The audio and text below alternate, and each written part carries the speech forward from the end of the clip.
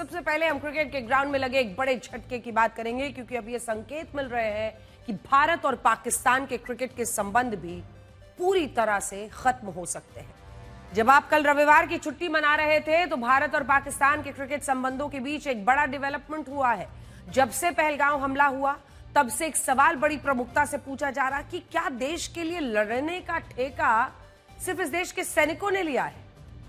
सैनिक तो पाकिस्तान के साथ युद्ध में बॉर्डर पर शहीद होता रहेगा और इस देश के अभिनेता फिल्में बनाते रहेंगे, खिलाड़ी खेलते रहेंगे, क्रिकेट भी होगा, फिल्में भी होंगी और डायलॉग ये मारा जाएगा कि खेल और सिनेमा तो सरहदों से ऊपर होता है। ये बेतुके तर्क है। इस देश में यही होता आया है। भारत और पाकिस्तान के बीच जब भी कोई टेंशन होती है तो कुछ दिनों तक सब कुछ बैन कर दीजिए, अभी नहीं करेंगे, फिल्में हो, क्रिकेट हो, व्यापार हो, कुछ दिन के लिए बंद, लेकिन फिर कुछ दिनों बाद सब कुछ शुरू हो जाता है। लेकिन इस बार ऐसा लगता है कि अब ऐसा नहीं होगा। रविवार यानी कि 20 जुलाई को भारत और पाकिस्तान के पूर्व खिलाड़ियों का एक क्रिकेट मैच रद्द हो गया। यह मैच इंग्लैंड के एजबेस्टन में खेला जाना था। वर्ल्ड चैंपियनशिप ऑफ लेजेंड्स, जिस टूर्नामेंट में Australia, England, Pakistan, south Africa, Bharat, West Indies के रिटायर्ड खिलाड़ी खेलते हैं। यह टूर्नामेंट पिछले कुछ वर्षों से हो रहा है, जिसमें भारत और पाकिस्तान के खिलाड़ियों के बीच मैच भी होता है। बड़ी तादाद में लोग इसे देखते हैं, लेकिन इस बार परिस्थितियां बदली हैं। पहलगाम अटैक के बाद से दोनों देशों के बीच टेंशन है और यह कैसे हो सकता है कि जो पाकिस्तानी खिलाड़ी ऑपरेशन सिंदूर के बाद अपनी फौज के लिए रैली निकाले, देख लिया होगा आपने, पहचान भी लिया होगा, उनके साथ भारत के खिलाड़ी मैच खेले। आपको याद होगा शाहिद अफरीदी, जिन्होंने पाकिस्तानी फौज के लिए रैली निकाली थी, बड़ी बड़ी बातें की थी। ये तब की तस्वीरें भारत के खिलाफ, भारतीय फौज के खिलाफ, प्रधानमंत्री नरेंद्र मोदी के खिलाफ एक से बढ़कर एक भड़काऊ बातें करने वाला ये शाहिद अफरीदी। अब यही शाहिद अफरीदी पाकिस्तान की टीम का कप्तान था, तो इसके साथ भारतीय टीम मैच कैसे खेलती? भारतीय टीम के कप्तान युवराज सिंह हैं, उनके अलावा इसमें बहुत से सीनियर रिटायर्ड प्लेयर्स खेल रहे हैं, जैसे शिखर धवन, सुरेश रैना, यूसुफ पठान, इरफान पठान, हरभजन सिंह, पीयूष चावला जैसे प्लेयर्स हैं। पाकिस्तान की टीम का कप्तान शाहिद अफरीदी है। इसके अलावा यूनुस खान, मिसबाउल हक, शोएब मलिक, अब्दुल रजाक, कामरान अकमल, वहाब रियाज, सईद अजमल जैसे खिलाड़ी उसकी टीम में शामिल हैं। अब यह ऐलान हुआ कि इस टूर्नामेंट में भारत और पाकिस्तान के खिलाड़ी आपस में मैच खेलेंगे, तो हंगामा हो गया कि ऐसा कैसे हो सकता है कि एक तरफ तो भारत पाकिस्तान के आतंकवाद का जवाब ऑपरेशन सिंदूर से दे रहा है, सरहद पर हमारी सैनिक जा रहे हैं, देश के लिए सब कुछ करने को तैयार है, दूसरी तरफ पाकिस्तान के साथ ही हमारे खिलाड़ी मैच खेलें। दबाव इन खिलाड़ियों पर भी था। सबसे पहले शिखर धवन ने एक्स पर पोस्ट किया, लिखा जो कदम 11 मई को लिया उस पर आज भी वे वैसे ही खड़े हैं। उन्होंने लिखा, मैं खड़ा हूं, मेरा देश मेरे लिए सब कुछ है और देश से बढ़कर कुछ नहीं होता, जय हिंद। पहलगाम हमले और ऑपरेशन सिंदूर के बाद से शिखर धवन लगातार पाकिस्तान के खिलाफ ऑफेंसिव रहे हैं। उन्होंने लगातार सोशल मीडिया पर पाकिस्तान के खिलाफ पोस्ट किया और अपने जवानों का हौसला बढ़ाया। इसीलिए सबसे पहले ना खेलने का फैसला शिखर धवन की तरफ से ही आया।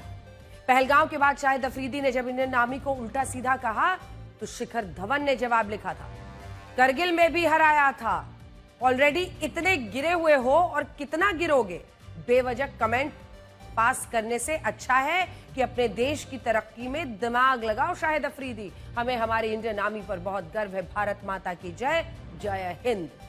अब ये कैसे संभव है कि इसी शाहिद अफरीदी के साथ शिखर धवन ग्राउंड में हाथ मिलाते, उनके खिलाफ खेलते, इसीलिए उन्होंने मैच खेलने से इनकार कर दिया। इसके बाद पता चला कि इंडियन टीम की एक मीटिंग हुई और फिर सामूहिक रूप से निर्णय लिया गया कि पाकिस्तान के खिलाफ भारतीय टीम नहीं खेलेगी और ये मैसेज ऑर्गेनाइजर्स को दे दिया गया, जिसके बाद इस टूर्नामेंट को ऑर्गेनाइज करने वाली कमेटी ने भी अपनी गलती मानी और भारत पाकिस्तान के बीच का ये मैच रद्द कर दिया।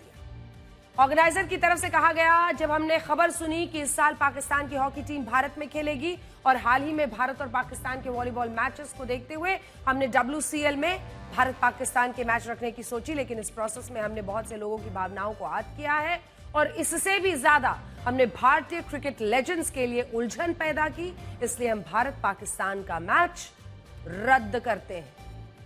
ये भारत के 140 करोड़ जनता की भावनाओं की ताकत है जो आप ये शब्द देख रहे हैं। अब जब मैच रद्द हुआ तो शाहिद अफरीदी तो एकदम बिफर गया, अजीब अजीब सी बातें करने लगा।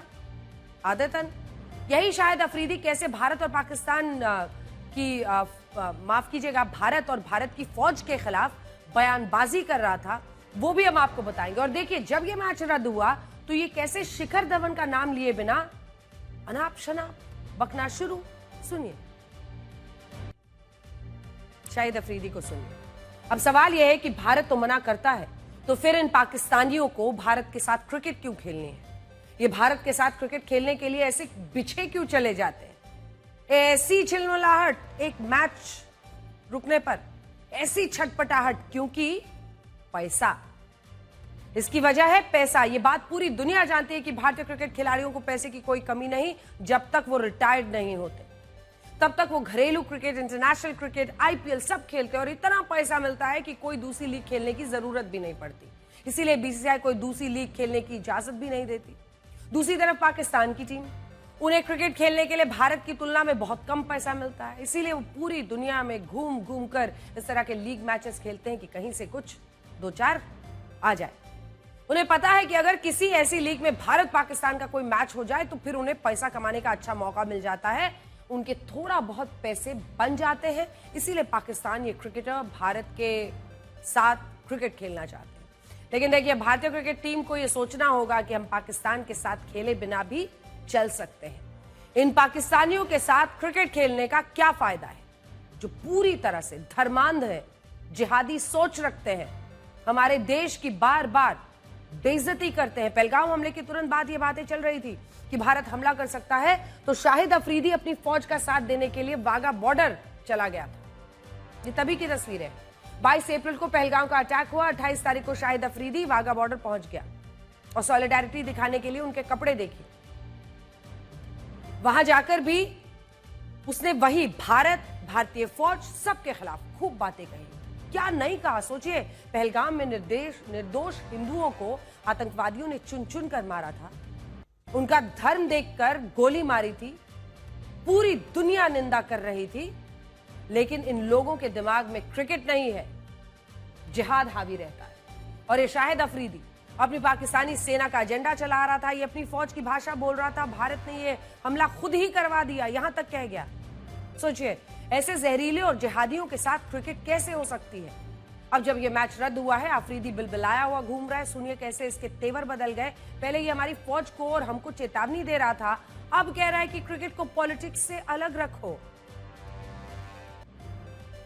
देखा आपने कैसे बिछा हुआ है ये शाहिद अफरीदी, तमाम तर्क और दलील ये बताने के लिए कि पॉलिटिक्स को अलग रखिए, बाकी गेम खेल रहे हैं तो क्रिकेट भी खेलिए, क्योंकि पैसा यहीं से आना है। और जिस खिलाड़ी के बारे में बोलने की हिमाकत तुम कर रहे हो ना शाहिद अफरीदी, वो इस देश में एक ऐसा खिलाड़ी है जिसने भारत के लिए खुलकर अपनी आवाज रखी है, और आप जैसे लोगों के सामने वो झुकने वाला नहीं है। तो बिलबिलाए रहिए, छटपटाते रहिए। पाकिस्तानी तर्क क्या दे रहे हैं कि भारत और पाकिस्तान के बीच बाकी खेलों के भी तो मैचेस हो रहे हैं, क्रिकेट खेलने में क्या दिक्कत है? हम तो ये कह रहे हैं कि भारत और पाकिस्तान के बीच किसी भी तरह का खेल नहीं होना चाहिए। सरकार को इस पर बड़ा फैसला लेना होगा। ये बात सच है कि भारत पाकिस्तान के बीच बाकी खेलों के मैचेस हुए हैं। 2 जून 2025 उज्बेकिस्तान के फरगना में कावा मेंस वॉलीबॉल जो नेशंस लीग है उसके तहत दोनों टीमें भिड़ी, जिसमें भारत ने पाकिस्तान को 3-0 से पीट दिया। 18 जुलाई वॉलीबॉल का ही एशियन जो मेंस अंडर 16 है वॉलीबॉल चैंपियनशिप थाईलैंड में हुई, जिसमें भारत पाकिस्तान की टीमें भिड़ी। सेमीफाइनल मैच में पाकिस्तान ने भारत को 3-0 से हराया। ऑपरेशन सिंदूर के दौरान भारत और पाकिस्तान के बीच ओमान में हैंडबॉल का मैच हुआ।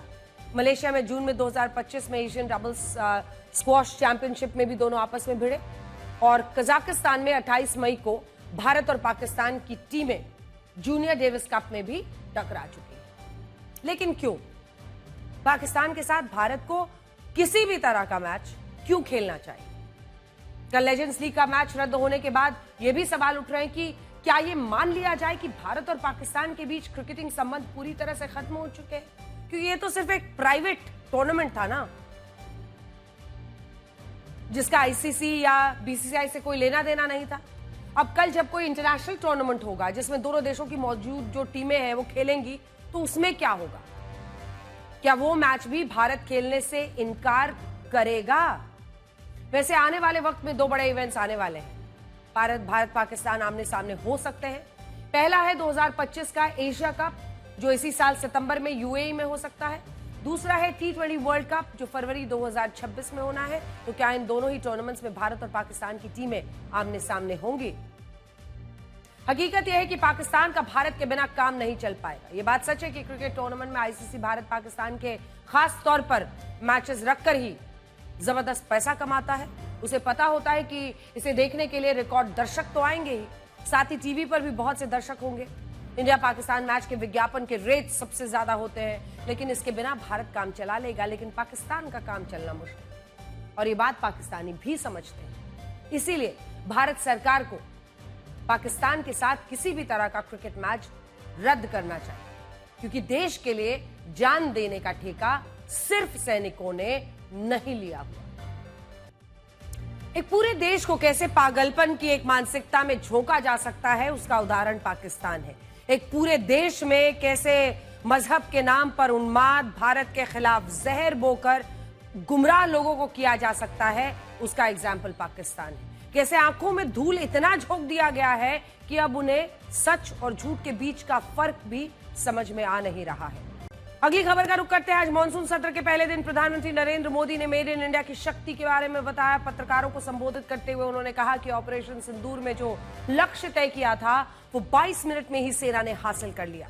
इस मिशन में मेड इन इंडिया की सैन्य शक्ति का प्रदर्शन हुआ, जिसकी वजह से अब पूरे विश्व में मेड इन इंडिया हथियारों की मांग बढ़ गई है। मेड इन इंडिया सैन्य शक्ति का ये नया स्वरूप, इस पर भी दुनिया बहुत आकर्षित हुई है। इन दिनों विश्व के जिन जिन लोगों से मिलना होता है तो भारत के इस मेड इन इंडिया जो औजार तैयार हो रहे हैं, उसके प्रति दुनिया का आकर्षण बढ़ रहा है। मुझे विश्वास है कि जब सदन इस विजयोत्सव को एक स्वर में विजय के भाव से इस सत्र के दरमियान उन ओजस्वी तेजस्वी भावनाओं को प्रकट करेगा, तो भारत की सैन्य शक्ति को बल मिलेगा, प्रोत्साहन मिलेगा, देशवासियों को प्रेरणा मिलेगी और सैन्य क्षेत्र में जो रिसर्च, इनोवेशन और मैन्युफैक्चरिंग हो रहे हैं, made in India defence equipment बन रहे हैं, उसको भी एक बल मिलेगा और जो भारत के नौजवानों के लिए नए रोजगार के अवसर पैदा करेगा। प्रधानमंत्री नरेंद्र मोदी गलत नहीं कह रहे हैं। सच यह है कि ऑपरेशन सिंदूर में भारत ने जिस सटीक अंदाज में पाकिस्तान पर हमले किए और उसके हमलों को नाकाम किया, उसने भारतीय सेना की ताकत, मेड इन इंडिया हथियारों की शक्ति का प्रदर्शन कर दिया है। पाकिस्तान के एयर डिफेंस चीरकर जिस तरह से भारतीय मिसाइलों ने अपने टारगेट्स को ध्वस्त किया, उसने दुनिया भर के देशों में भारतीय हथियारों की डिमांड बढ़ा दी है। दुनिया के 15 से ज्यादा देशों ने ब्रह्मोस मिसाइल खरीदने में दिलचस्पी दिखा दी है। भारत ने 3 साल पहले जनवरी 2022 में फिलीपींस को 3,236 करोड़ रुपए की डील के तहत ब्रह्मोस बेची थी। फिलीपींस के अलावा Indonesia, Vietnam, Malaysia, Thailand, Singapore, Brunei, Brazil, Chile, Argentina, Venezuela, मिस्र, सऊदी अरब, यूएई, कतार और ओमान ने भी ब्रह्मोस खरीदने में दिलचस्पी दिखाई है। इंडोनेशिया ब्रह्मोस का एडवांस वर्जन खरीदना चाहता है, जो 3,883 करोड़ रुपए का सौदा होगा। वियतनाम अपनी सेना के लिए करीब 6,000 करोड़ रुपए में ब्रह्मोस की डील करना चाहता है। मलेशिया ब्रह्मोस मिसाइल को अपने सुखोई Su-30 लड़ाकू विमानों के लिए खरीदना चाहता है। आप सोचिए कि एक ऑपरेशन सिंदूर ने भारतीय मेड इन इंडिया हथियारों की जो खुद से ही मार्केटिंग कर दी है पूरे विश्व में। इन देशों ने ब्रह्मोस में अपनी रुचि ऑपरेशन सिंदूर के बाद दिखाई है, यानी पाकिस्तान पर टेस्टिंग होने के बाद इन देशों को ब्रह्मोस की क्षमता का पूरा भरोसा हुआ। सोशल मीडिया पर तो लोग मजाक में ये कहने लगे हैं कि अमेरिका अपने हथियारों की टेस्टिंग नेवाडा में करता है, चीन अपने मिसाइलों की टेस्टिंग शिनजियांग में करता है, लेकिन एक भारत ही है जो अपनी मिसाइलों की टेस्टिंग सीधे पाकिस्तान पर करता है। और यही वजह है कि 4 दिन के युद्ध में ब्रह्मोस ने पाकिस्तान का जो हाल किया, उसे देखकर यह मिसाइल दुनिया की पहली पसंद बन गई है। ऑपरेशन सिंदूर में पाकिस्तान को हराने से भारत को कई फायदे हुए हैं। पहला, पाकिस्तान को कड़ा संदेश गया, उसको समझ में आ गया कि भारत को छेड़ोगे तो छोड़ेंगे नहीं। दूसरा, आतंकी हमला सर्वनाश की बिगुल है। पाकिस्तानी आतंकियों को पता चल गया है कि भारत पर आतंकी हमला अब युद्ध का बिगुल होगा और इसमें उनका सर्वनाश तय है। तीसरा, दुश्मन को तमाम करने में काबिल है भारतीय हथियार। भारत के अचूक हथियारों ने दुश्मनों को बता दिया है कि हमें हल्के में लेने की कोशिश ना करना, क्योंकि उन्हें उनका एयर डिफेंस सिस्टम बचा नहीं पाएगा। चौथा, खुद सुरक्षित रखने के लिए भारतीय हथियार खरीदना। भारत के दोस्तों को समझ में आ गया है कि अगर उन्हें अपने दुश्मनों से सुरक्षित रहना है तो भारतीय हथियार इस काम में बेस्ट है। 4 दिन के युद्ध में भारतीय हथियारों ने दुनिया भर के देशों का भरोसा जीत लिया। इसी वजह से भारत का रक्षा निर्यात तेजी से बढ़ रहा है। साल 2013-14 में भारतीय हथियारों का निर्यात मात्र 686 करोड़ रुपए था, लेकिन वर्ष 2023-24 में यह बढ़कर 21,083 करोड़ रुपए का हो गया है। यानी हमारे मेड इन इंडिया हथियारों का निर्यात 31 गुना 31 टाइम्स बढ़ गया है। अब भारत का डिफेंस एक्सपोर्ट 12% की दर से बढ़कर वर्ष 2024-25 में 23,622 करोड़ रुपए का हो गया है, जो एक नया रिकॉर्ड है। वर्ष 2030 तक डिफेंस एक्सपोर्ट को सालाना 50,000 करोड़ रुपए तक ले जाने की योजना अभी से ही बना ली है। और इसीलिए जो आखिरी पायदान आप देख रहे हैं 50,000 का, वो मतलब एक्सपेक्टेड है, अनुमानीय, ये देखिए अनुमानित है। भारत इस वक्त दुनिया के 80 से ज्यादा देशों को सैन्य उपकरण बेच रहा है और इन उपकरणों की क्षमताओं को देखते हुए ये देश भारतीय हथियारों पर भी अपना खूब भरोसा जता रहे हैं। भारत ने पिछले करीब 10 वर्षों में डिफेंस सेक्टर में आत्मनिर्भरता की तरफ बहुत तेजी से कदम बढ़ाया है, जिसके परिणाम अब जाकर धीरे धीरे सामने आने लगे। देखिए, साल 2014 में भारत के पास 32% स्वदेशी हथियार थे, 24 में 88%। आप इजाफा देखिए कितना बड़ा हो गया है। यानी भारत जो हथियार बना रहा है उसे खुद इस्तेमाल करता है, फिर युद्ध में पाकिस्तान जैसे देशों पर टेस्टिंग हो जाती है, दुनिया भर में लोग खरीदने के लिए आते हैं। तो हम टेस्टिंग भी पाकिस्तान पर कर रहे हैं और दुनिया भर में बेच भी रहे हैं। डिफेंस एक्सपोर्ट के मामले में इसी साल मार्च में सिप्री यानी Stockholm International Peace Research Institute की एक रिपोर्ट आई थी। ये रिपोर्ट क्या कहती है? ये रिपोर्ट कहती है कि साल 2020 से लेकर 2024 तक डिफेंस एक्सपोर्ट करने वाले और खरीदने वाले देशों के बारे में इस पर बताया गया है। इस समय विश्व में हथियार बनाने और बेचने वाले सिर्फ 64 देश हैं और इनमें भी टॉप 5 देश दुनिया के 72% हथियार एक्सपोर्ट करते हैं। इन टॉप 5 देशों में अमेरिका, फ्रांस, रशिया, चीन और जर्मनी है, जिसमें 43% हथियार केवल अमेरिका ही एक्सपोर्ट करता है। इसके अलावा फ्रांस 9.5%, रशिया 7.8%, चाइना 5.9%, जर्मनी 506% हथियारों का निर्यात करता है। देखा जाए तो डिफेंस एक्सपोर्ट करने वाले 64 देशों में से 25 देश दुनिया का 98.2% हथियार एक्सपोर्ट करते हैं। यानी अगर हम भारत के डिफेंस एक्सपोर्ट का अनुमान लगाएं तो अभी ये तकरीबन 0.2% के आसपास होगा, जो बहुत कम है। हालांकि पिछले कुछ वर्षों में भारतीय डिफेंस कंपनियां तेजी से ऊपर बढ़ी हैं और इसी में आप देखिए इस वक्त दुनिया की टॉप 15 डिफेंस कंपनियों में 2 भारतीय कंपनियां, HAL हिंदुस्तान एरोनॉटिक्स लिमिटेड और भारत इलेक्ट्रॉनिक्स लिमिटेड, देखिए दोनों ही काम शामिल हो गए हैं। हिंदुस्तान एरोनॉटिक्स लिमिटेड का मार्केट कैप 3,30,000 करोड़ रुपए हो गया है और वो दुनिया की टॉप 15 डिफेंस कंपनियों में 11 नंबर पर काबिज है। इसके अलावा 13वें रैंक पर भारत इलेक्ट्रॉनिक्स लिमिटेड है, जिसका मार्केट कैप 2,80,000 करोड़ रुपए है।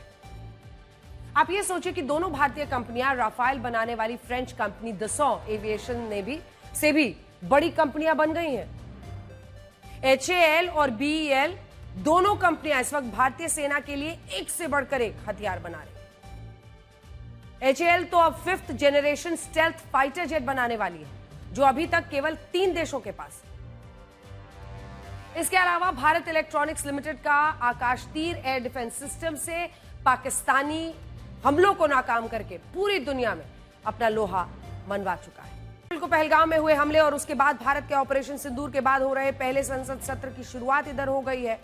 आज संसद में पहलगाम के हमले के खिलाफ एकजुट भारत का सबसे बड़ा संदेश दिया जा सकता था, लेकिन संसद के पहले दिन आर पार की सियासत इस संदेश पर भारी पड़ गई। संसद खासकर लोकसभा हंगामे, नारेबाजी, आरोप प्रत्यारोप, बार बार सदन का स्थगन होने का माहौल ही दिखता रहा।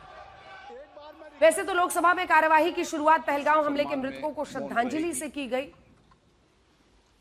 लेकिन इसके बाद ऑपरेशन सिंदूर पर प्रधानमंत्री जवाब दो जैसे नारे गूंजने लगे। सदन को स्थगित करना पड़ा। पूरे दिन में कितना काम किया माननीय सांसदों ने?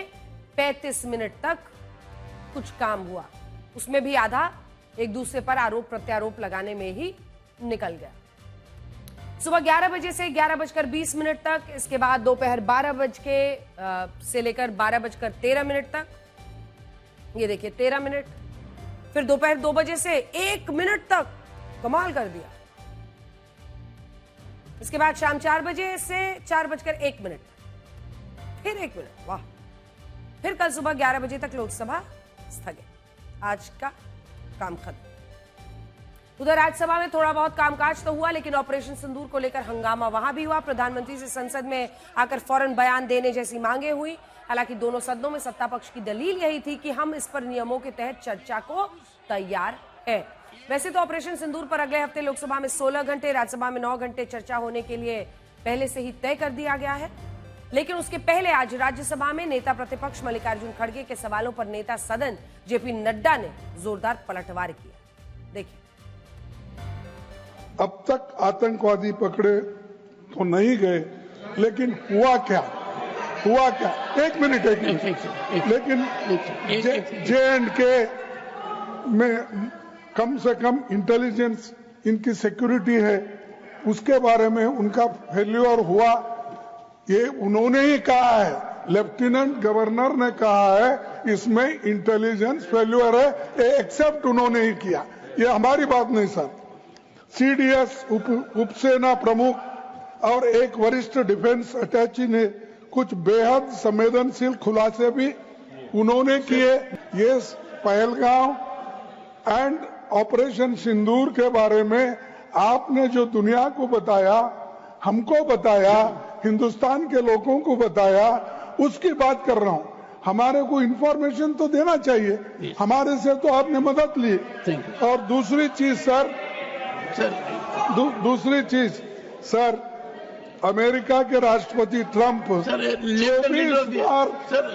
24 बार उन्होंने, बाद में सफाई, 24 बार उन्होंने कहा मेरे इंटरफियरेंस से मैं समझौता किया, तभी ये युद्ध थामा ना, ये युद्ध स्टॉप जो हुआ मेरे वजह से हुआ। अरे देश के साथ ये अपमानजनक है। खड़गे जी ने ऑपरेशन सिंदूर और पहलगाम के डिस्कशन के माइन्यूट डिटेल्स को डिस्कस करना शुरू कर दिया। वह नियम के विरुद्ध इसलिए है क्योंकि आपने 267 में उनको परमिशन दी थी कि वो संवैधानिक विषय पर चर्चा करें।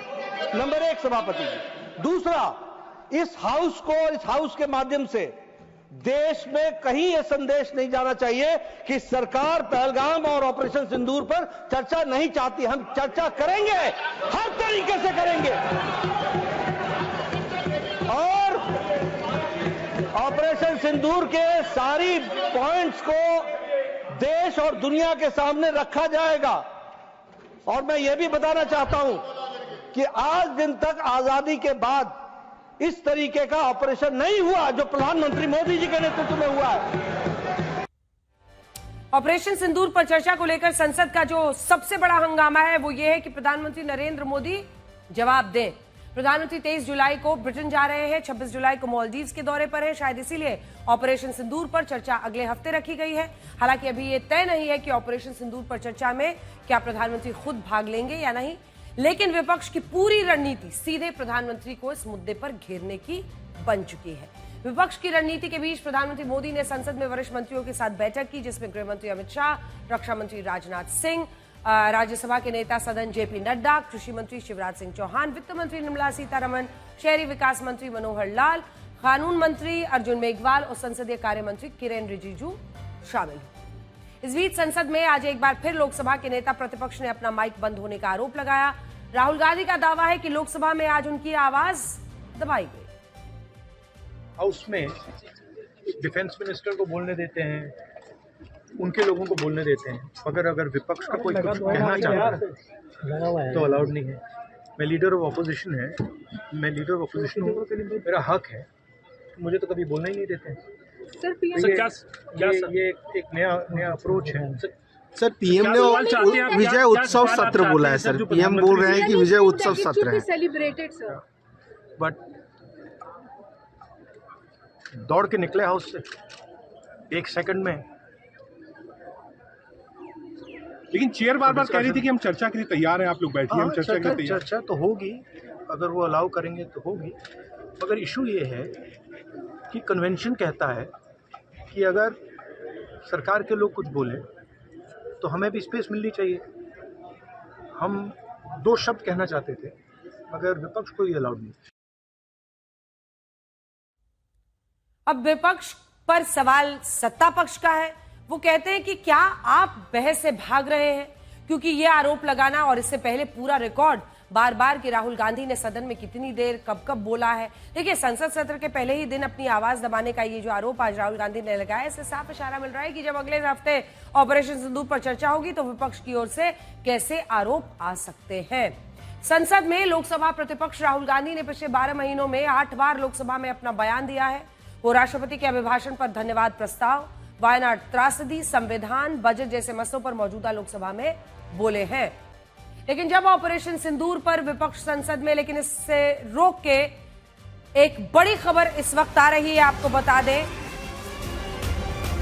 उपराष्ट्रपति ने स्वास्थ्य का हवाला देते हुए इस्तीफा दे दिया है। जगदीप धनखड़ का इस्तीफा, हेल्थ रीजन, स्वास्थ्य की वजह से उन्होंने ये इस्तीफा दिया है। ये बहुत बड़ी खबर इस वक्त की हम आपको आज तक पर बता रहे हैं। हिमांशु मिश्रा हमारे सहयोगी इस खबर पर जुड़े हैं। हिमांशु, स्वास्थ्य की बातें कहकर उन्होंने इस्तीफा दिया है, क्या हुआ है? देखिए, बिल्कुल पिछले कुछ दिनों में जगदीप धनखड़, आपको याद होगा, वो उत्तराखंड के दौरे पे थे, तब भी उनका जो है स्वास्थ्य खराब हुआ था और वो रूटीन चेकअप के लिए गए। उससे पहले भी एम्स में वो एडमिट हुए और अब जब उन्होंने जो है वो इस्तीफा दिया है, ये कहते हुए कि उनका स्वास्थ्य जो है वो खराब है। और एक तरीके से अगर देखा जाए तो ये इस तरीके का पहला मामला जो है वो देखने में आया है पिछले कई दशकों के अंदर कि उपराष्ट्रपति ने इस्तीफा दिया हो अपने पद से हेल्थ कारणों से। इस तरीके का मसला हमने बहुत कम देखा होगा अंजना, आप क्योंकि राजनीति आप भी बहुत लंबे समय से कवर कर रही हैं। इस तरीके की घटना की उपराष्ट्रपति या राष्ट्रपति ने बीच कार्यकाल में जो है इस्तीफा दिया होगा। इससे पहले किशनकांत जो है वो उनकी मृत्यु हुई थी, तब राष्ट्रपति का पद जो है वो खाली रहा। जो है और चिट्ठी भी आ गई। हिमांशु, हम चिट्ठी दिखा रहे हैं। हिमांशु, आप बने रहिए क्योंकि बहुत बड़ी खबर है, अपने दर्शकों को जरा पढ़ के बताते हैं, क्योंकि ये जो चिट्ठी है ये सीधा राष्ट्रपति द्रौपदी मुर्मू जी को उन्होंने लिखी है, जिसमें उन्होंने लिखा है, माननीय राष्ट्रपति जी, स्वास्थ्य को, जो उन्होंने अंग्रेजी में पूरा लिखा है, मैं कोशिश करूंगी कि हिंदी में रूपांतरण करके ही आपको पढ़ूं, अपने दर्शकों को बताऊं। अपने स्वास्थ्य को प्राथमिकता देने के लिए और जो मुझे मेडिकल एडवाइस यानी सुझाव दिया गया है स्वास्थ्य के हिसाब से, मैं अभी उपराष्ट्रपति के पद से, भारत के उपराष्ट्रपति के पद से अभी इफेक्टिव, इमीडिएटली, अभी फौरन से इफेक्टिव हो, इसके लिए मैं इस्तीफा देता हूं।